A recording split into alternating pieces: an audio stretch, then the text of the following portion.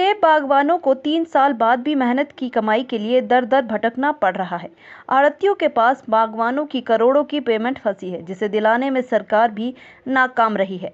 बागवानों ने सरकार से मांग की है कि इसके लिए एपीएमसी एक्ट में ठोस प्रावधान किए जाए, ताकि बागवानों को सेब की पेमेंट समय पर मिले। ऐसा न करने पर बागवानों ने बड़ा आंदोलन करने की चेतावनी दी है। संयुक्त किसान मंच के सदस्य कुलदीप शर्मा ने कहा कि सेब बागवान आढ़तियों की मनमानी से परेशान हैं। 2017 से बागवानों के लाखों रुपए की अदायगी आढ़तियों ने नहीं की है। ऐसे में बागवानों को परेशानी का सामना करना पड़ रहा है। उन्होंने कहा कि इसके लिए एसआईटी का गठन किया गया था, लेकिन वह एसआईटी भी कुछ नहीं कर पाई। हर वर्ष बागवानों के साथ धोखा होता रहा है। मेरा नाम कुलदीप शर्मा है और मैं किसान संयुक्त मंच जुब्बल से हूँ। तो आज जो हमारी ये आज की बैठक थी, ये मेनली एक पेमेंट्स का जो विषय मंडियों में चल रहा है, जो हमारे बागवानों की पेमेंट्स रुकी है, अभी से नहीं 2017 के बाद से ये टर्म वाइज रुकी है। 18 की भी रुकी है, 19 की भी रुकी है, 20 की भी रुकी है। एक्चुअली जो इन्होंने आपको आंकड़े अभी दिए हैं वो 18 लाख के आसपास दिया है, तो वो केवल सिर्फ 1 साल का है, वो 2017 या 18 का है जिस पर केस हुआ है। उसके बाद के अगर अमाउंट देखा जाए तो ये अमाउंट इन करोड्स है, जिसपे कि सरकार द्वारा बिल्कुल लापरवाही बरती जा रही है।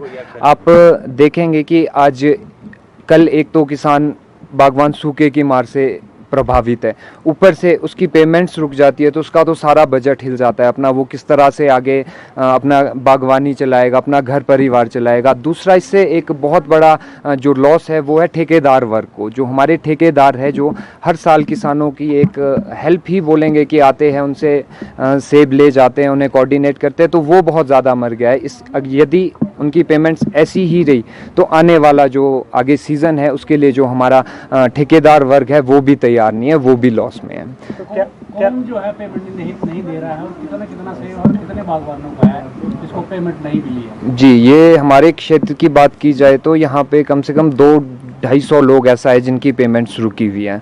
और ये जो पेमेंट्स रुकी है ये डायरेक्ट आढ़तियों के पास रुकी है। जिस तरह से मंडी में आढ़ती हम जाते हैं, हम आढ़ती को सेब देते हैं, तो वहाँ पे ये चलता है कि आप जाएं 15-20 दिन बाद आपकी पेमेंट्स मिलेगी। तो वो पेमेंट्स 15-20 दिन करके 1 मंथ, 2 मंथ, 3 मंथ, 4 मंथ्स आगे हो जाती है। तो ये आढ़तियों के ही पास पेमेंट्स रुकी है और इसका समाधान सिर्फ ये है कि जो हमारा एपीएमसी एक्ट है, जो एपीएमसी कानून है, उसको लागू कर देना चाहिए, जिसमें कि साफ शब्दों में लिखा है कि आपका सेब आप देंगे और आपको जो है पेमेंट का नगद भुगतान किया जाएगा।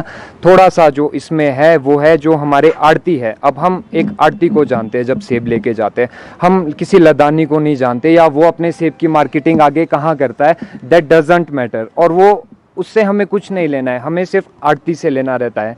लेकिन जब हम अब आढ़ती के पास पेमेंट्स के लिए जाते हैं तो वो कहते हैं कि जी मेरा लदानी भाग गया है या मेरा कोई लदानी पैसे लेके चला गया है। तो वो हमारे लिए वो मसला नहीं होना चाहिए। हमारा मसला केवल आढ़ती तक होना चाहिए कि हम आढ़ती के पास जाएं और आढ़ती के पैसे जहां हैं वो केवल आढ़ती की जिम्मेवारी होनी चाहिए, एक किसान बागवान की जिम्मेवारी नहीं होनी चाहिए। जिस तरह आपने देखा कि ये लोग अपना घर परिवार, अपना बच्चे है, कोटखाई से तेल पानी खर्चा करके यहाँ पर आए हैं, तो ये एक सब चिंता का विषय है। इस तरह से एक तो किसानों को आपने देखा रेट नहीं मिलते हैं, सबसे पहले तो सीज़न टाइम में किसान रेट के लिए लड़ता मर जाता है। ऊपर से रेट लेने के बाद आप इस तरह से किसानों को करेंगे तो वो किस तरह से अपना आगे मेंटेन करेगा। अभी खेतों में काम होता है, स्प्रे होती है, खाद पड़ती है, बहुत सारे जो खर्चे हैं वो होते हैं, तो वो किसान किस तरह से चलाएंगे। अगर जी, अभी तो हमारा यही था कि पहले हम यहाँ पे आपके थ्रू एक मैसेज जनरेट करना चाहते थे कि सरकार तक पहुँचे, आम लोगों तक पहुँचे। इसके बाद हम गांव और पंचायत में जाके आम लोगों को किसान संयुक्त मंच के द्वारा जागरूक करेंगे, उनसे घर पे बैठ के बात करेंगे कि जो हमारी चार्टर डिमांड है, जो ये लड़ाई हम सालों से लेकर लड़ रहे हैं, इसके बारे में उनको बताएंगे और उनकी सुविधा, उनकी जो परेशानी है उनको डायरेक्ट लेके आपके आगे लाएंगे।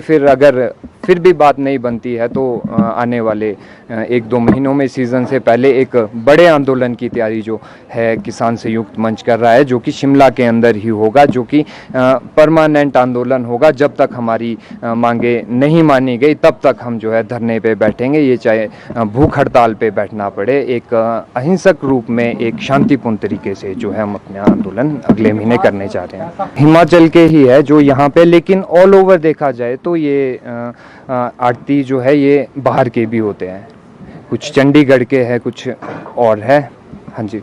SIT इस मामले में क्या जांच करेगी? जी, SIT ने जब केस दर्ज किया था उसके बाद से लेकर आज तक लगभग 4-5 सालों में 2017 या 17 में केस लास्ट में इन्होंने किया है, तो उसके बाद केवल इन बागवानों की सिर्फ एक बार इन बागवानों की पेशी लगी है, वो भी कोर्ट में नहीं, वो भी इनको SIT के दफ्तर में बुलाया गया, किसी कोर्ट में नहीं। तो SIT का भी जो रुख है मेरे हिसाब से वो साफ है कि वो काम नहीं कर रही है आगे। पेमेंट नहीं दिलाई किसी की?